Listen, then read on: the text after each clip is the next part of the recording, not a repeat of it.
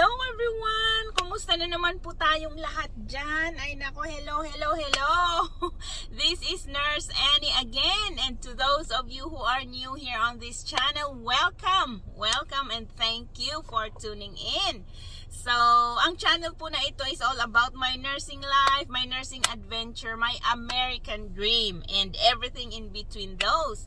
So, if you want to be inspired, motivated, or even be entertained, then don't forget to hit that subscribe button and let's connect. O, diba? Kailangan kong sabihin talaga yung intro na yon.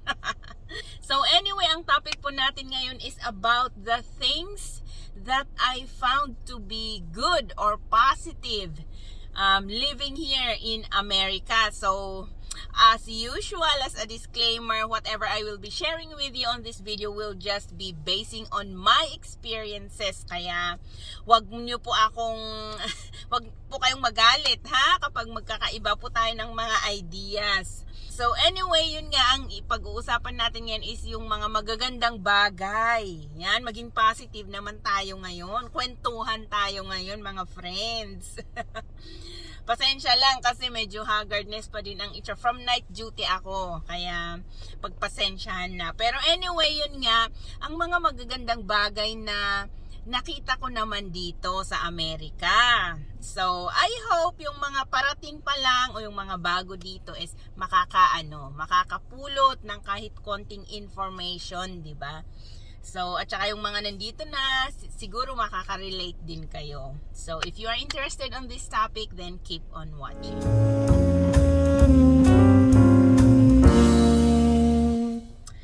Okay, so without further ado, let's dive into the first, yung unang kagandahan, not in any particular order by the way, random lang. So, ang unang magandang napansin ko or nakita ko dito sa Amerika is, and by the way, there are 9. Nakalista ako ng 9 things that I have found to be good, you know, here in America. So, ang unang uusapan natin is yung work. Of course, di ba sabi nga nila, ang America is land of opportunities. Kaya, of course, ang pinakauna dyan is yung career o yung work opportunities mo. Madami talaga dito sa Amerika. But then, provided hindi ka namimili. Pero of course, sa ating mga nurses, given na talaga yan, lalo ngayon na pandemic, madami po talagang opportunities na nasa harap na natin, parang ganon, parang hindi na tayo yung maghahanap ng, kumbaga hindi na tayo yung mamimilit ng mga employer, sila na yung lalapit sa atin, kumbaga, di ba ganon. So, yung work opportunities mo, napakadami talaga. Yung mga, iba naman, kapag hindi ka naman nurse, kapag skilled worker ka, madami din. Basta hindi ka namimili talaga ng trabaho. Yun nga, sabi ko kanina, land of opportunity, napakadami po talagang opportunities. But we cannot also discount the fact na marami pa din walang trabaho. Ewan ko nga kung bakit. Baka yung mga walang trabaho talaga kasi, namimili talaga ng trabaho. Ganun, syempre, kapag tayo naman, wala naman tayong, or sabihin na nating hindi naman tayo nurse, parang ganun, o di ba? Kung halimbawa in the field of IT, information technology, marami din po. O kaya yung mga sa sales, marami talaga, parang number 1 yata dito. Yun nga lang, syempre, yung sweldo, hindi naman kagaya ng sweldo natin, di ba?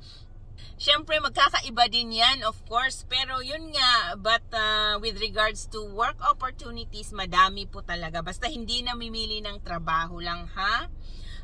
Kahit nga sa school, driver, yan. Especially sa mga public, sa mga government institutions or sa mga government offices. Yan, naku, malaki ang sahod ng mga yan. Malaki pa ang anong tawag nito, benefits kapag sa government ka, di ba? And aside from work opportunities, marami ring mga nag-shift ng career.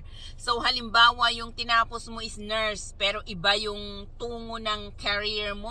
Maraming nag-shift dito.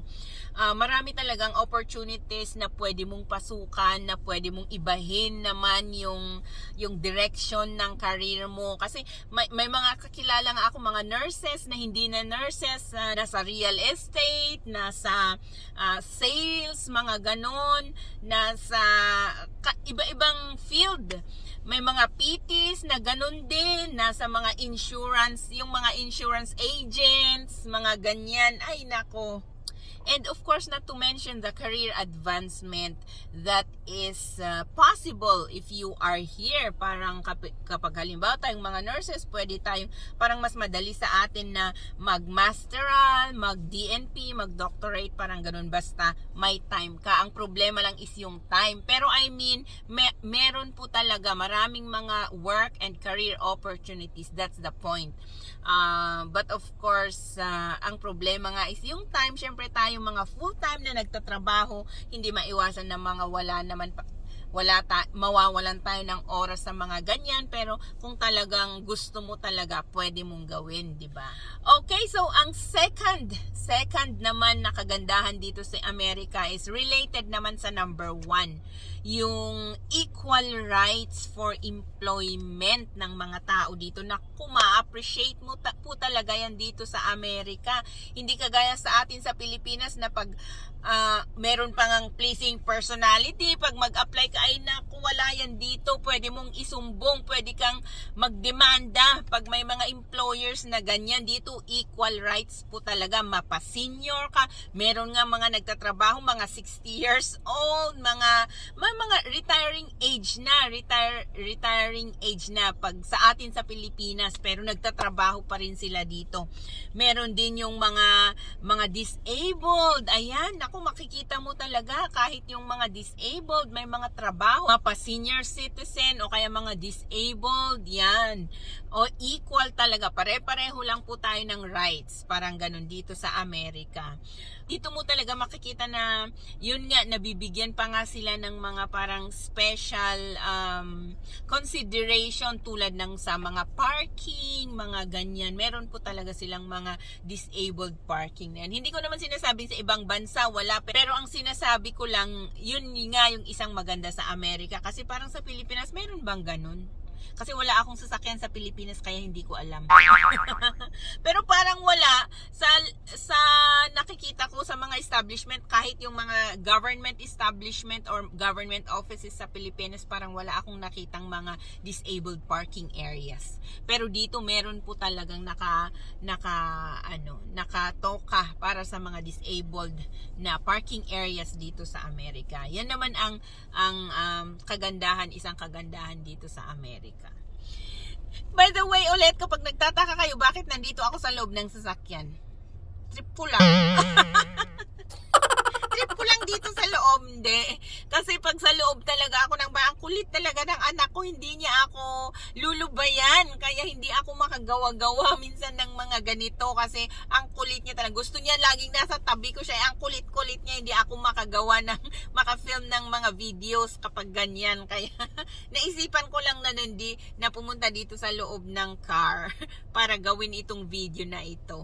Okay, so ang third naman is yung generally, hindi ko naman sinasabing lahat ha, generally yung malinis na environment. Syempre siguro naman nakaka-relate yung mga nandito na malinis po talaga dito. Hindi ko lang alam sa mga malalaking cities ha, pero nung pumunta naman ako sa New York, sa California, nakita ko na malinis din naman. Generally malinis yung mga kalye. Alam mo na sa Pilipinas, Diyos ko, nagkalat ang mga kahit yung mga tourist or yung mga puntahan ng mga tao, ang dumi pa din, 'di ba, ng paligid ng ng kalsada o mga ganyan. Pero dito ay naku, malinis po talaga. Kahit nga yung mga public bathrooms o kaya yung mga bathrooms sa mga gasoline station, naku, malinis po, mababango. Ay naku, kahit sa mga kainan, sa mga fast foods, malinis po talaga. Kasi meron talagang nagmo-monitor sa mga ganyan dito sa Amerika. Ewan ko ba kung sa Pilipinas meron din. Pero Diyos ko, kapag pupunta ka sa Jollibee ng Pilipinas, pagpasok mo ng CR, oh my God, puro tissue sa baba. Tinapon na lang ng mga tao yung mga tissue sa baba. Oh my God! Pero dito sa Amerika, nako, hindi ka makakakita ng ganyan. Especially sa mga rest areas along the highways, ganyan, nako. Pwede ka ngang maligo. Diyos ko, kung pwede lang matulog doon, matutulog ka na. Parang ganun lang kalinis. Exage, pero what I mean is generally malinis po talaga. Okay, so ang fourth is, oh my God, parang nakakapagod magsalita. Namamaos na ako. Lord of mercy. O sige, ang fourth is, ang pang-apat is weather. Of course, nako, siguro naman relate yung iba dyan. Weather, maganda po talaga yung weather dito. Ang pinakaayaw ko lang talaga yung na weather is yung winter kasi hindi talaga ako masyado sa lamig. Galing ako ng northern part, sa Baguio, tiga Baguio po ako, malamig doon. Parang yun yata ang pinakamalamig na part ng Philippines, pero hindi po talaga ako masyado sa lamig. Kaya ayaw ko yung winter dito. Syempre may mga tao na mas gusto pa yung winter, pero nako, ako happy na talaga ako sa fall, sa spring, sa summer. Nako, pag summer, nako, makikita mo talagang ako, masayang masaya. Yun ang pinakamasayang season ko, yung summer talaga. So yun nga, maganda ang weather dito. For weather, we have 4 seasons here in America. Ano ba? Summer, fall, spring, tsaka winter. Yun nga. Ay, may kanta yun, di ba? Sa summer, winter, spring, summer, or fall.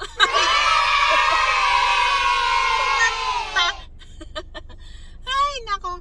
Pero yun nga, hindi ka guys sa Pilipinas na tag-ulan lang at saka tag-araw, parang ganun, di ba? Napaka-tropical. Diyos ko, parang mas madami pa yung buwan ng tag-ulan kaysa maaraw o kaya mainit. Yun nga sa Baguio, parang feeling ko ang walang ulan lang is from December to March. Ayan, December, January, February, March. 4 months lang. And the rest parang tag-ulan na lahat yan. Umuulan na. Siguro hindi masyadong maulan sa April, May. Pero sa April, mag-uumpisa na talaga yan na mag-ulan. Naku, parang, Diyos ko, parang tapos tuloy-tuloy na hanggang bagyo na. Kaya nga, di ba, napakadaming bagyo na dumadapo sa Pilipinas kasi ganyan talaga. Pero dito nga, naku, ang ganda ng weather pag fall, summer, spring. Naku, winter okay lang sa akin, nakakaya naman carry, pero yun nga ang pinakaayaw ko lang talaga. Ngayon naman na spring, ang ayaw ko sa spring yung pollen. Siguro pag i-upload ko tong video, na-upload ko na una yung video ko about sa weekly vlog ko. Naku, makikita nyo doon kung paano mag-green, yellow, green yung sasakyan dahil sa pollen.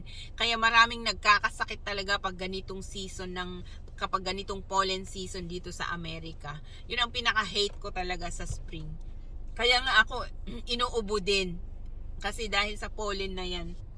Pero yun nga dito, kahit na anong season talaga, merong magagawa ang mga tao. Pag summer, syempre sa mga beaches, alam nyo na, usual.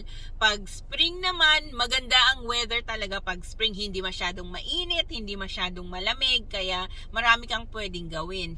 Sa fall naman, yung pwede kang magbakasyon, mamasyal sa ibang lugar para makita mo yung mga pag-fall ng mga flowers. Pag dito sa North Carolina, bandang Asheville, bandang mga Highlands, ganyan. Doon banda, naku, marami kang makikita talaga. Sa Appalachian Mountains ba yung tawag doon? Makikita mo talaga yung ganda ng pag-fall ng mga flowers, ng mga leaves na ganyan. Pag sa winter naman, yun nga, pwede ka ding sa mga snow, magbakasyon ka para ma-witness mo yung mga snow na ganyan. Na dito nga sa North Carolina, paminsan-minsan lang, siguro after 4 years, nag-snow talaga ng sobra. na may enjoy mo talaga yung snow na sabi nila, ay punta ako sa Amerika para ma-experience ko yung snow. Pero dito sa North Carolina, bihira. Mga every 3 to 4 years nangyayari yan. Okay, so ang panglima naman is yung education. Of course, yung alam na natin sigurong lahat o nabalitaan na siguro nating lahat na ang education dito from primary tsaka secondary is free education, pati din naman sa mga college. Kaso ang hindi lang is yung mga private, parang sa Pilipinas din naman, pag private na college ka pupunta, mga private universities, syempre magbabayad ka. Pero kaya nga 'di ba, on my previous videos nabanggit ko na din yata na yung college education talaga ng mga anak ng mga nandito, yun talagang pinag-iipunan nila from bata pa yung mga anak nila para kapag nag-college na sila, makakapunta sila sa mga magagandang school, ganyan. Pero basically dito ang primary secondary is free. Not unless siguro yung mga special schools, no, tulad ng mga Harvard, mga ganyan, ewan ko kung may mga high school doon.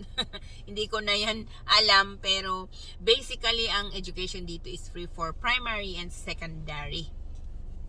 Na hindi kagaya sa atin sa Pilipinas na 'di ba, kapag gusto mong pumunta talaga sa mga magagandang school, Diyos ko, ang mahal-mahal. Parang isasanla pa ng mga magulang natin ang kanilang mga ari-arian para makapunta tayo sa school para makapagpatuloy tayo ng pag-aaral, 'di ba? Especially sa college. Ay nako. Tulad namin na mga probinsyana at mga probinsyano, mga taga-probinsya, talagang sa Pilipinas, 'di ba? Nako, talagang our parents are working so hard just to provide for our education, 'di ba? Same thing din naman dito, especially ngayong sabi ko kapag sa mga private universities ka pupunta, mahal po talaga. Pero yun nga ang kagandahan dito naman, nilo-loan nila, inaano nilang student loan ang kanilang mga tuition fees. Kaya marami pa ding may access ng education, ng higher education, dahil yun nga, pwede nilang i-loan yan. Kaya pwede nilang bayaran yan kahit ilang taon yata, I don't know, I just don't know. Pero nilo-loan nila yun, yung college education nila dito. Kaya mas affordable. Di ba sa Pilipinas hindi naman pwedeng loan. Diyos ko, kailangan mo talaga, pag gusto mong mag-college sa Pilipinas, naku, kailangan mo talagang kailangan mo talaga ng napakalaking pera. Yan. Para makatapos ka ng pag-aaral. Kaya nga 'di ba sa atin sa Pilipinas diyan nagkakautang-utang ang ating mga parents dahil sa ating mga edukasyon. Tapos yung mga anak naman, Diyos ko, nilulustay lang yung pera ng kanilang mga magulang sa mga hindi magandang mga paraan. Nako. Ay, Diyos mio. Pero yun nga dito, pwede mong i-loan ang yung college education, kaya parang mas affordable, mas kaya ng bulsa. And the sixth is related naman sa paglo-loan is yung it's like it is more affordable for us here to buy property naman, tulad ng mga sasakyan, bahay, mga ganyan. Kasi dito, nilo-loan po yan. Depende sa kaya ng bulsa mo na mabayaran monthly, yun ang sasabihin mo sa mga agents, 'di ba? Hindi kagaya sa Pilipinas na parang ang hirap, 5,000 nga sa Pilipinas, parang ang hirap ilabas, 'di ba? Pero dito parang feeling ko mas affordable kasi monthly na, hindi naman masyadong mabigat. Halimbawa, yun nga, I'm just speaking in behalf of myself lang, kasi halimbawa sumusweldo tayo ng 5,000 per month dito, yung bayad natin sa bahay monthly is 1,500, tapos yung sasakyan natin is let's say $500. So, ang mapupunta sa iyong car and your home mortgage would be 2,000. So, 2,000 minus 5,000 na sweldo mo sa isang buwan, may 3,000 ka pa. O, di ba? Meron ka pa, kaya parang mas affordable lang. Yun lang ang kagandahan nito. Parang mas affordable, makakakuha ka ng sasakyan. Sa Pilipinas, Diyos ko, ang sasakyan luho, di ba? Oh my God. Saan ka kukuha ng Diyos ng 1,000,000 para bumili ng sasakyan sa Pilipinas? Kahit pa sabihin mong i-monthly amortization mo yan, i-monthly payment mo yan, mahal pa din yun. Kahit sabihin nilang 30,000 per month, OMG, saan ka kukuha ng 30,000? O kahit sabihin mong 15,000 per month payment mo sa sasakyan lang, di ba? Magkano ba ang sahod ng nurses ngayon sa Pilipinas? Yung mga nurses dyan na nanonood from the Philippines, can you please give me an idea kung magkano na yung sahod ng mga nurses dyan sa Pilipinas? Can afford kaya ng isang nurse sa Pilipinas na bumili ng sasakyan, ng bahay? Ang mga condo sa Pilipinas, di ba? O sabihin mong mga bahay is milyones din. Siguro the list is 2 or 3 million pesos. O di ba? Kapag kukuha ka sa yung sahod bilang isang nurse sa Pilipinas, makakaya ba yan? I-share nyo naman dito yung mga nurses dyan sa Pilipinas.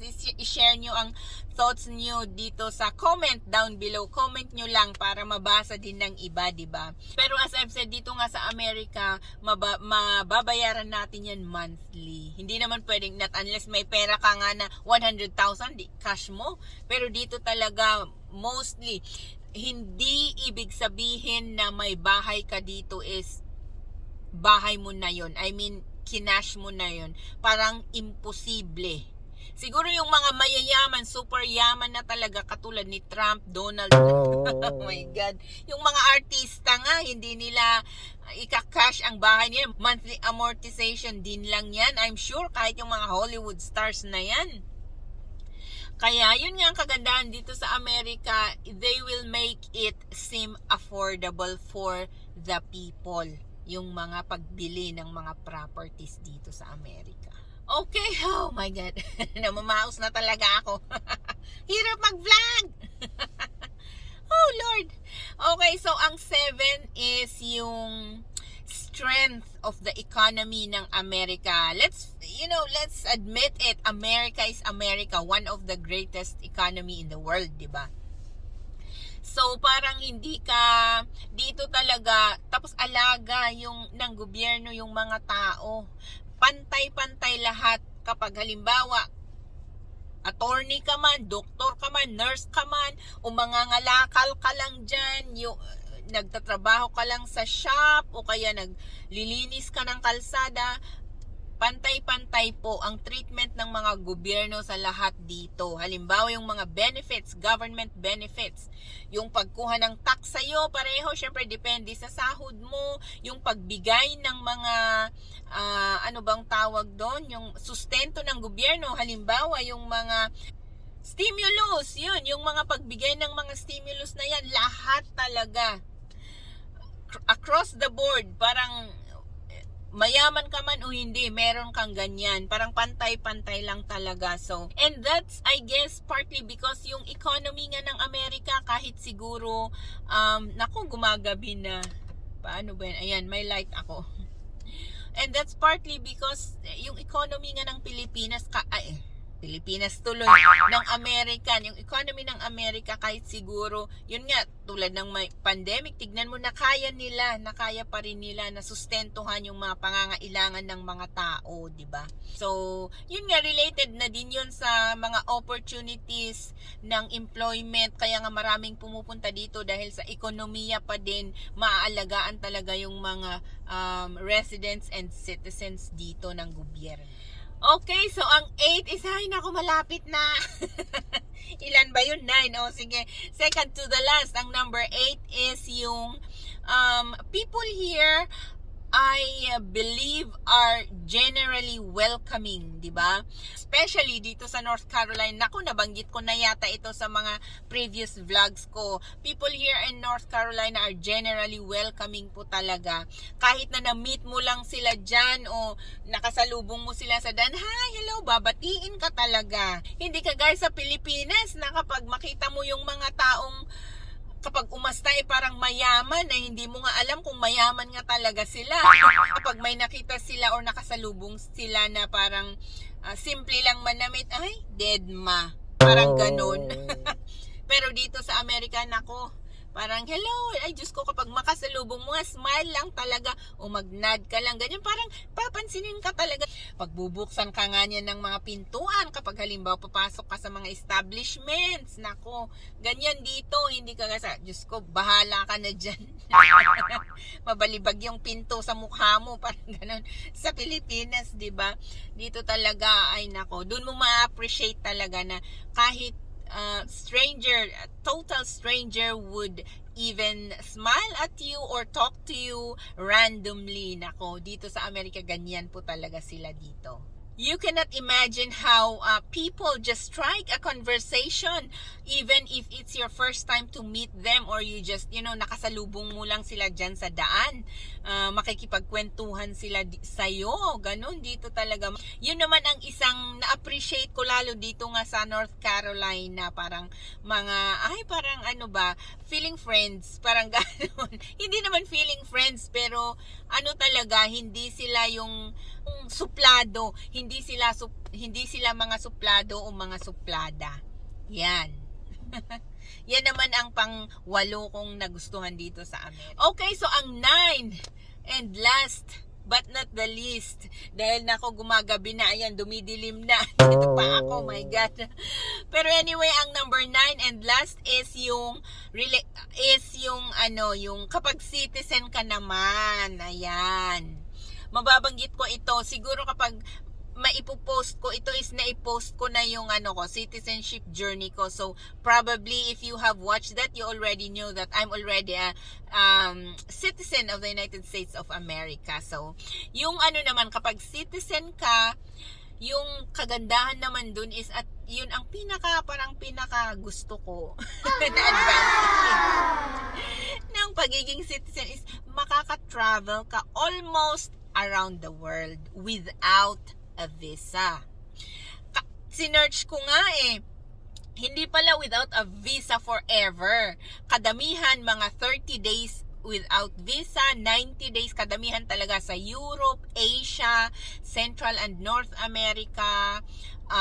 Saan pa ba? Sa Pilipinas nga yung parang pinaka-shortest shortest time na dapat nandun ka without a visa, 21 days lang pala. My God. Without visa, pwede kang magstay sa Pilipinas without visa for 21 days. And the others, usually, halos lahat ng nakita ko na sinearch ko is mga 30 days, 90 days, ganyan. Sa Canada is 180 days. You can stay there for 180 days without a visa. Sa London, sa UK, teka lang, sa UK 6 months din. Oh my gosh.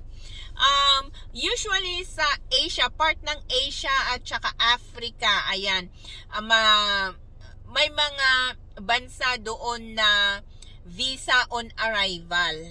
Pero halos lahat in all 6 continents and others, kasi may mga nakalista pa doon, is either 1 month, 3 months, or 6 months free visa kapag magbabakasyon ang isang US citizen. So, yan ang number 1 actually na nagustuhan ko naman. Advantage ng pagiging American citizen. Especially sa mga katulad nating mga Pinoy na mahilig talagang mag-travel, di ba? Ayan na, nako. Maganda po talaga pag nakakuha ka na ng citizen. Yun naman ang another advantage. Oh my gosh, pause na talaga ako. Kailangan kong uminom na ito. Okay, so there you go guys with my 9 positive things that I, na nakita ko naman dito sa Amerika. Of course, napakadami pa, hindi lang 9 yan, but those are just 9 of the many positive things living here in America. Kaya sana yung mga alam nyo na actually nagawan ko to ng video para yung mga iba na nagbabalak o kaya yung mga papunta pa lang dito is magkaroon naman sila ng idea, di ba? At least nakapulot siguro kayo ng mga konting kaalaman di ba? O kaya mga information about America para pagdating ninyo dito, marirealize, ay oo nga, totoo pala. Parang gano'n, di ba? So yeah, there you go, friends. And thank you again. Thank you so much again for the support. I really appreciate everybody who are texting, messaging me, commenting on my videos, watching my videos. Thank you po talaga sa inyong lahat. At again, for those of you who are not yet subscribed, please do click that subscribe button and connect with us. So I will see you again, friends, on my next video, and bye-bye!